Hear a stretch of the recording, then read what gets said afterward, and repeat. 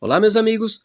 Sejam todos bem-vindos ao Laboratório do Arne para mais um vídeo com as suas brincadeiras e experiências com a eletrônica. Hoje quero trazer uma dica para vocês na área dos microcontroladores PIC bastante interessante. O microcontrolador, por exemplo, PIC16F628A, aplicado aqui à minha placa, ele possui apenas uma única interrupção externa, apenas um pino para interrupção externa, tá? Assim como outros PICs também da família 16F possuem apenas um único pino para tratamento de interrupção externa. Porém, isso muitas vezes é pouco, tá? Às vezes a gente gostaria de ter pelo menos mais um pino para tratar uma outra chave, um outro sensor ou mais, né, no caso. E aí a proposta passa a ser sempre, basta trocar o microcontrolador. Só que não é bem assim. No mundo real, muitas vezes você tem um projeto já pronto, tá? Com um determinado microcontrolador, tá? O cliente, por exemplo, ou aquele que encomendou o projeto, no caso, já tem microcontroladores no estoque, componentes, placas prontas, e aí o que ele espera é uma solução simples, rápida, um adendo, alguma coisa que você possa fazer, ou até implementar se for um começo de projeto e você possa usar um microcontrolador um pouco mais simples. Então é isso que eu vou mostrar neste vídeo. Como você pode expandir o número de entradas de interrupção externa do microcontrolador PIC usando um circuito bem simples, bem tranquilo. Vocês vão ver que ele não é complexo e depois no final a gente dá uma olhadinha no programa, que também é bem simplesinho, tá? E nos testes finais, ok, senhores? Então vamos lá. Bom, senhores, e aqui eu tenho um primeiro circuito, tá? Que seria uma sugestão inicial para resolver esse problema. Você conseguir ter duas interrupções, por exemplo, num único pino, tá? Vamos colocar com este pino aqui ligado ao pino de interrupção externa do PIC. Então aqui eu tenho nada mais do que uma porta lógica AND, senhores. Uma porta lógica AND, tá? Aqui as duas chaves A e B, que seriam interrupção A e interrupção B, por exemplo, e dois resistores de pull-up aqui, ó, aplicados, né, ao VCC, 5 volts. Com isso eu garanto aqui na entrada da minha porta lógica AND 1 e 1, ou seja, high e high. Portanto, aqui no output eu vou ter high. Se eu configurei o meu pino, tá, de interrupção externa para atender a interrupção na transição de high para low, ou seja, nível alto para baixo, então nada vai acontecer aqui, correto? Aqui a tabela verdade da porta AND, aqui, ó, high e high, eu tenho high, portanto eu não tenho nada gerando interrupção.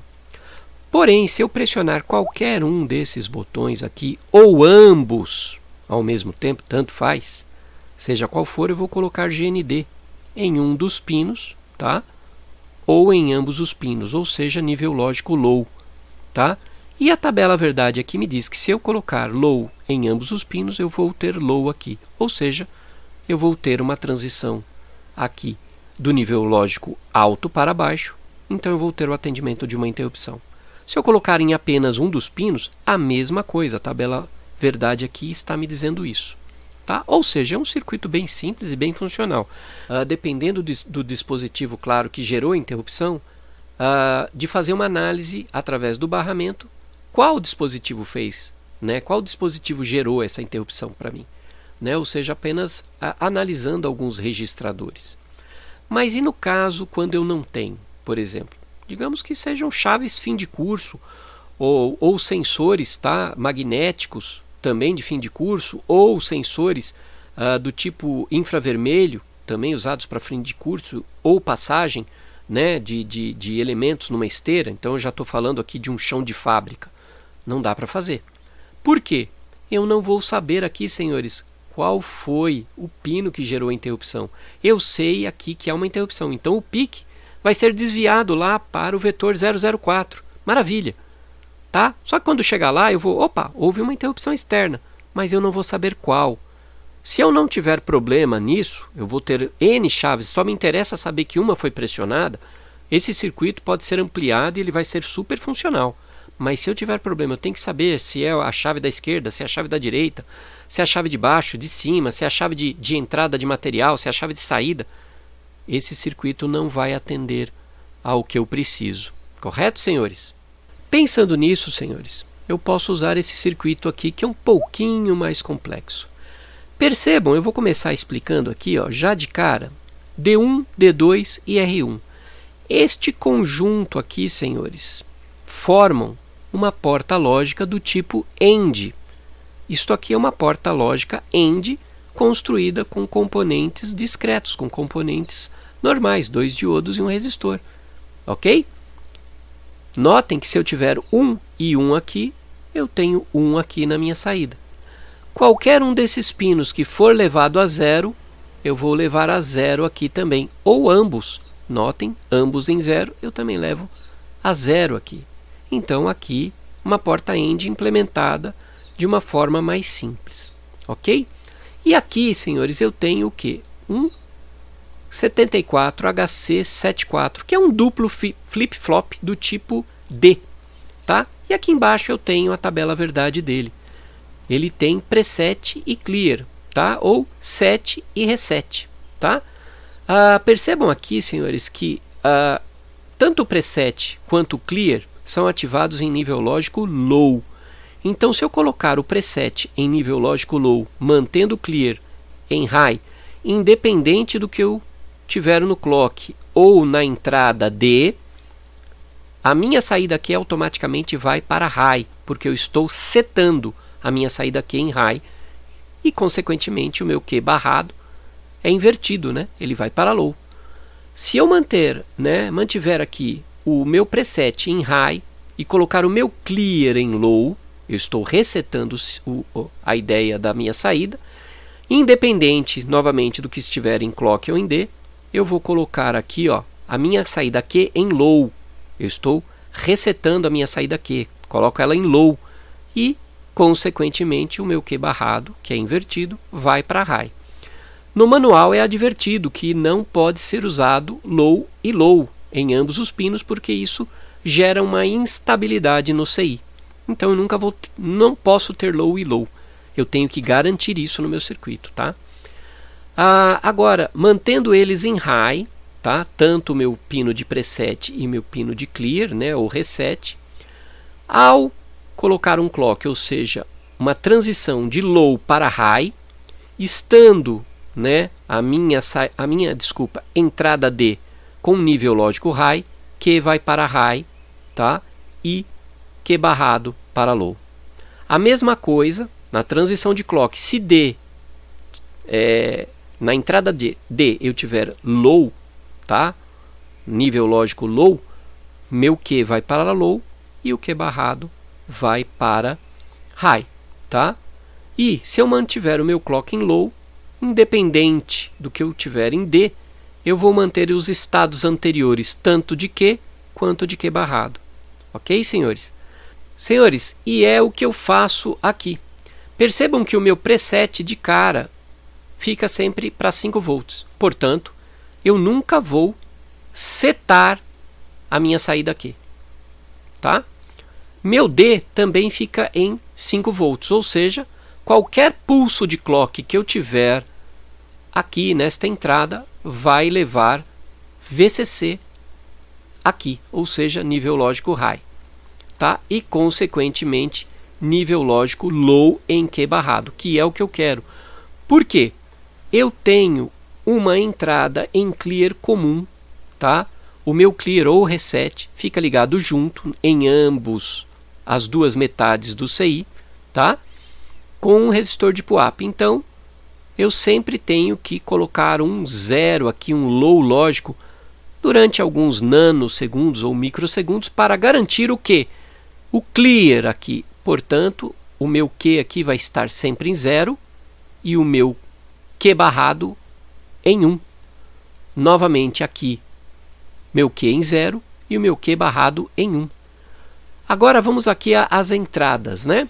Eu tenho o resistor de PWAP na entrada e as chaves. Um externo 1 e um externo 2. Aqui na frente eu tenho duas portas lógicas, tá? Que vão ser ligadas aos pinos de clock, né, das duas metades do 74 HC74.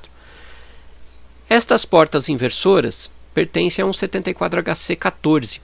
Qual é a ideia? Ele é um inversor do tipo Schmitt-Trigger, tá? Que garante um nível, tá? uma maior estabilidade na transição. Como aqui eu tenho um resistor de PUAP, senhores, eu vou ter aqui nível lógico 1, consequentemente aqui o nível lógico 0, ou seja, garantindo estado anterior sempre aqui no CI. Ao pressionar qualquer uma dessas chaves, eu vou colocar nível lógico 0 aqui e nível lógico 1 aqui, ou seja, eu vou garantir a transição de 0 para 1, que é um clock aqui, e vou fazer a transferência do que estiver em D, que no caso é 5 volts, ou seja, nível lógico high, aqui para Q. Então Q aqui vai para high e Q barrado vai para low. Percebam que na configuração, tá? Eu tenho isso aqui numa porta AND. Um dos dois flip-flops vai me informar o quê? Justamente uma interrupção. Eu vou ter aqui 0 na interrupção, ou seja, da transição de high para low, eu vou gerar uma interrupção. Quando eu atender esta interrupção dentro do programa, basta analisar o estado de cada um desses pinos, que estarão ligados a mais 2 pinos de I/O do PIC configurados como entrada. Eu sei que se estiver em 0, não houve interrupção, mas aquele que estiver em 1 foi o responsável pela geração da interrupção. E desta forma, eu consigo saber exatamente qual das chaves fez a interrupção para mim.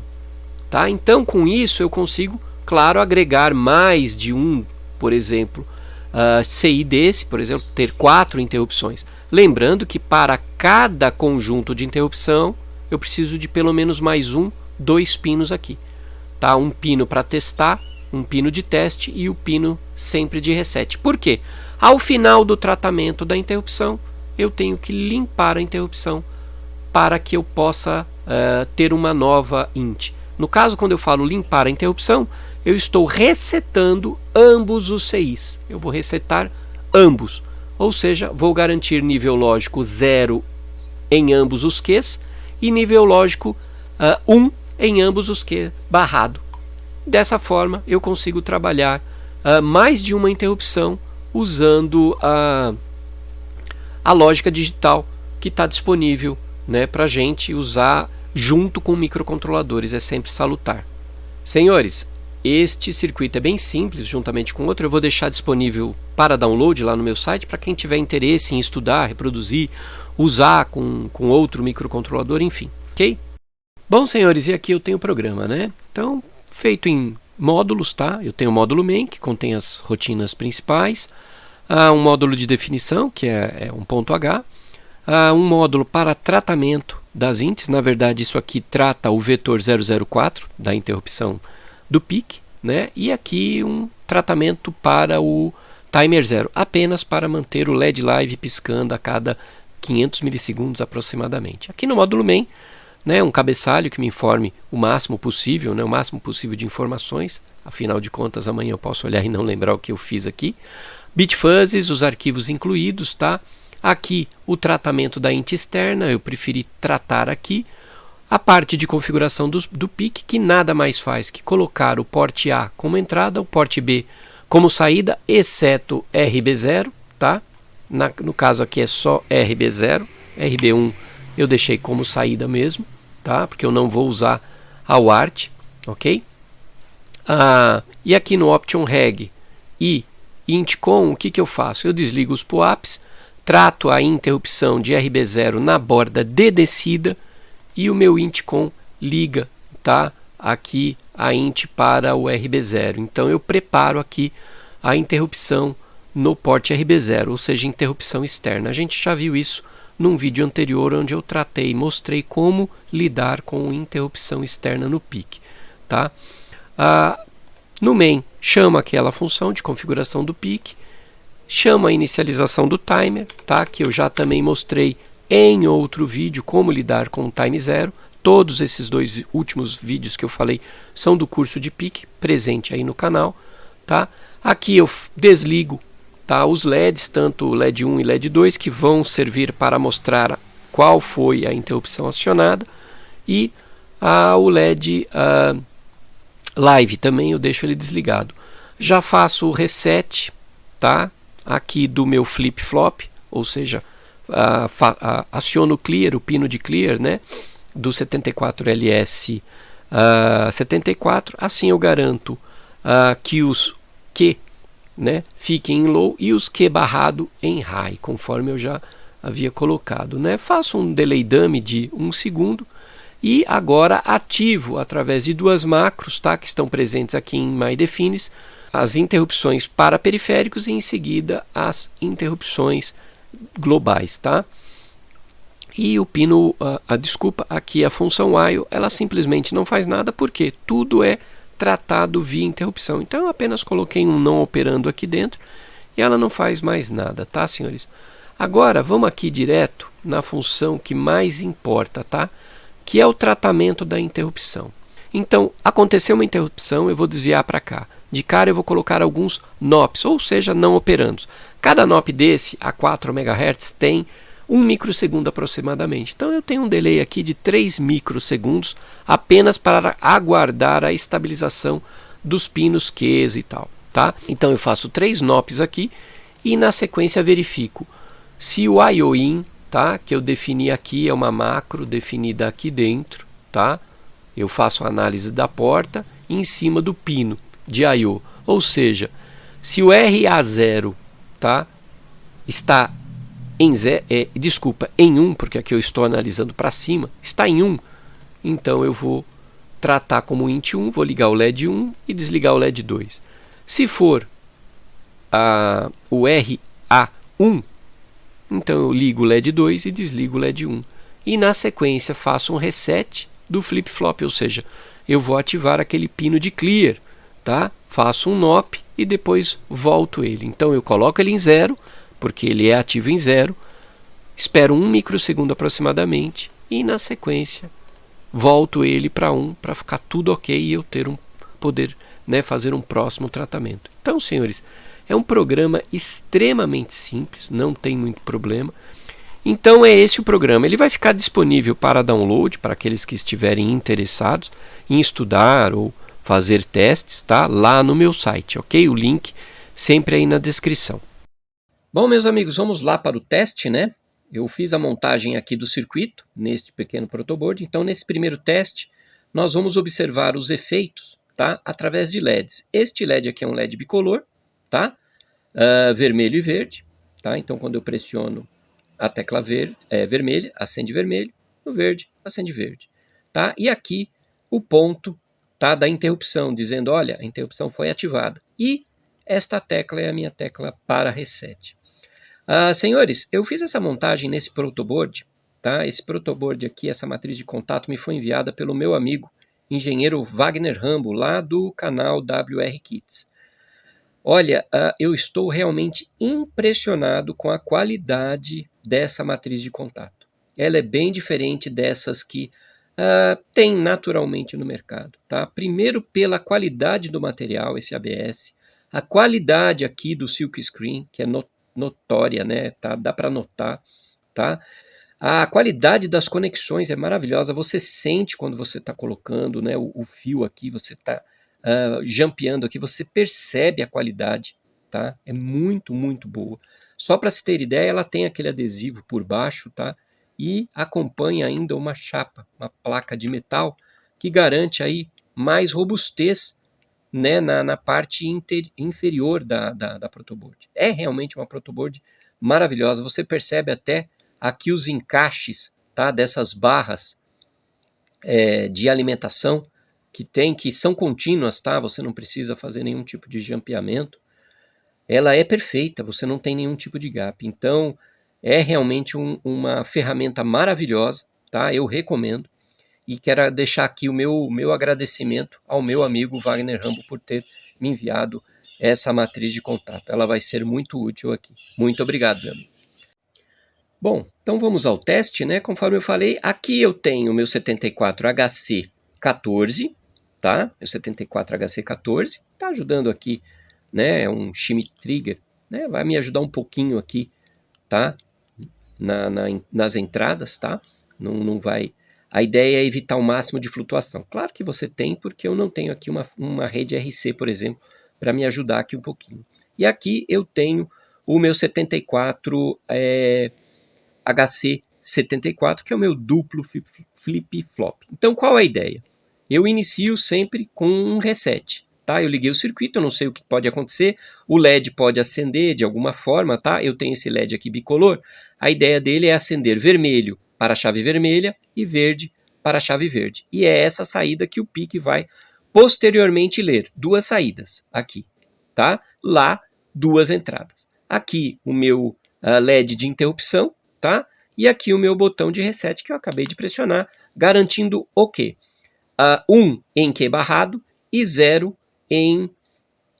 nos Qs normais, tá? Então vamos lá, eu vou pressionar aqui o botão vermelho. Eu tenho aqui a indicação da interrupção acontecendo aqui no LED amarelo e a indicação aqui através do LED vermelho, que foi a interrupção 1, por exemplo, aqui da chave vermelha. Tá? Infelizmente a gente não consegue ver um vermelho bonito por conta aqui, acho que da câmera, tá? É o mesmo vermelho ali, tá? Para uma nova leitura, eu preciso pressionar o reset. Quem vai fazer isso para mim é o microcontrolador, tá? Agora vamos na chave verde. Pronto. Nova interrupção indicada aqui e o LED verde indicado aqui. Basta pressionar novamente o reset e eu limpo o circuito. Senhores, é um circuito bem simples. Percebam que eu usei aqui lógica digital. Usei uma lógica digital bem simples, tá? Inclusive ela pode até ser simplificada ainda mais, tá? Ou você pode pensar numa outra lógica digital. Senhores, isso aqui já mostra a importância de conhecer lógica digital, mesmo você conhecendo o mundo dos microcontroladores, ou mesmo para quem não conhece. Tá? A união desses dois mundos é extremamente importante, porque você consegue, através de um circuito simples, realizar algo que você, por exemplo, tinha problemas no microcontrolador. E sem a troca daquele microcontrolador, não seria possível realizar, porque você só tem uma int. Então, com um circuitinho digital, você consegue fazer isso. Então, se você não tem muito conhecimento de lógica digital, recomendo, por exemplo, a compra de um livro. Você tem, por exemplo, livros do nosso mestre Newton Sebraga, livro de lógica digital bem bacana, tá? Ele tem um livro bem interessante, ele é bem bacana para quem está começando na lógica digital, ele traz bastante exemplos também, né? Além da teoria, você também vê alguns exemplos. E tem também o curso do meu amigo engenheiro Wagner Rambo, lá do canal WR Kids, que é um curso que eu já li a ementa dele e sei que é um curso maravilhoso e eu posso recomendar. Então, senhores, o entendimento da eletrônica digital no mundo dos microcontroladores é extremamente importante, ok? Então agora vamos lá ver o teste com o microcontrolador. Eu vou arrumar tudo aqui e já voltamos. Bom, senhores, aqui está montado, né, a segunda experiência, ou seja, o circuito, tá? Conectado à placa, né, e portanto ao microcontrolador. Eu removi os LEDs aqui, tá? Então essa experiência eu não preciso dos LEDs aqui porque eu vou usar os LEDs lá. E também não vou usar, por exemplo, esse botão porque o microcontrolador vai fazer para mim o reset. Então qual a ideia aqui? Ao pressionar um dos botões, eu vou ter aqui ou este LED ou este LED. Este LED aqui para este botão e este LED aqui para este botão. E eu tenho aqui atrás deste fio aqui, ó, né, que eu posso tentar colocar ele aqui mais baixo, o meu LED live piscando ali. Ok, senhores? Então, vou arrumar aqui bonitinho para não ter um problema. Pressionando aqui este botão, eu já tenho indicação daquela interrupção. Lembrando que o microcontrolador detectou, tá, através de uma das portas Q, qual foi a interrupção acionada, né? Detectou a interrupção, acendeu o LED para mim e já resetou. Ou seja, esta entrada não tem nada a ver com este LED. Este LED está indicando apenas a última interrupção atendida. tá? Porque a entrada já foi limpa e eu estou aguardando uma nova int. Então eu vou para o outro lado, vou apertar, aquele LED acendeu, tá? Indicando que agora a última interrupção foi aquela. Então, se eu ficar trocando aqui, eu vou ter o pressionar. Se eu pressionar novamente o mesmo botão, nada acontece porque o LED ali já estava aceso. Porém, uma nova int foi detectada, tá? Esse LED apenas indica a última int acesa. Então poderia ser feito ali no circuito, no programa algo que pudesse, por exemplo, manter por um período só aceso e depois apagado. Também dá para fazer. Isso de repente é uma boa, vamos chamar assim, lição de casa, uma alteração que vocês poderiam fazer para manter esse LED ligado, por exemplo, por 500 milissegundos apenas na sequência desligar, tá?